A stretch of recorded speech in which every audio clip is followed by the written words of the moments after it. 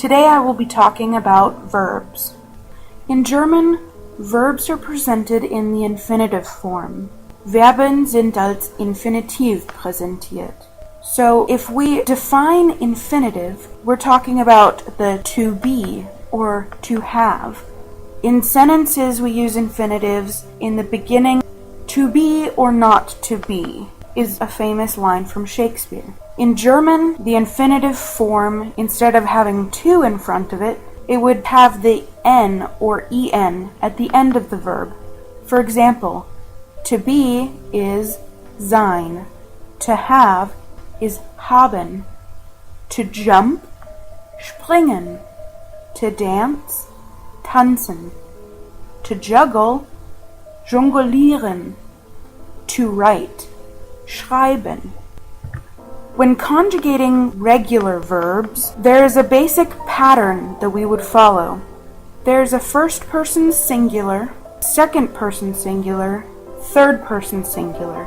This would be I, you, and he or she.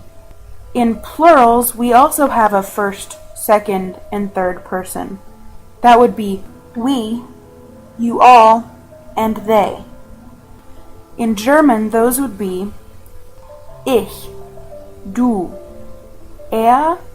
sie, or es, wir, ihr, sie.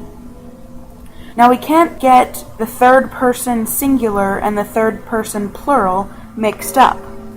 You notice that the z in the singular is lowercased, while the z in the plural is capitalized. While conjugating, the pattern is simple. In the first person singular, the verb always ends in e.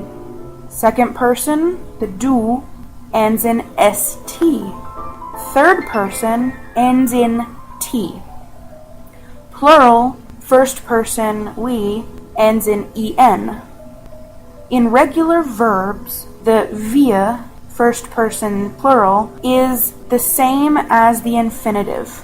If we look at haben, to have, it would be we have. In German, it would be wir haben. The second person plural ends in a t. Third person plural, sie, is they. When looking at haben and using the pattern that I just described, it would be ich habe, dropping the n on haben to form the first person singular ending in an e. Du hast. Here, haben is a slightly variated regular verb.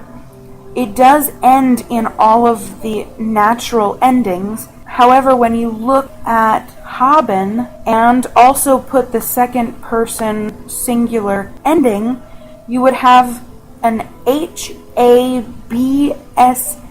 spelling. And if you think about that, that would be pronounced habst. That doesn't really roll off the tongue. So a long time ago, Germans decided to just drop the B. Instead of having the B in there, we now have H-A-S-T, hast. Du hast.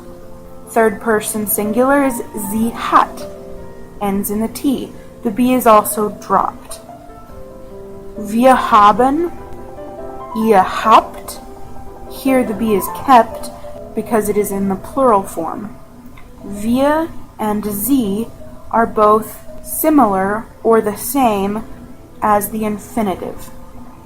Using this pattern for regular verbs, let's conjugate to go. Using the root word geh, G-E-H, ich would end up with the e at the end, just dropping the n. Gehe, ich gehe. Du, the second person singular, ends with st. The root geh plus the ending of st would be du gehst. Third person ends in t. G-E-H-T. Es geht. First person plural ends in en. It's the same as the infinitive form. Wir gehen. Ihr ends with a T. the same as the third person singular. Ihr geht. Third person plural ends in an en. It's also the same as the infinitive. Sie gehen.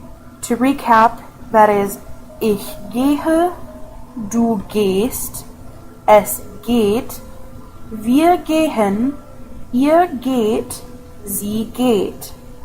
Another example is to bring, bringen. The same patterns apply. The root word is bring, the same spelling as the English word bring. Adding the e on the end, ich bringe, st, du bringst. Adding the t, bringt.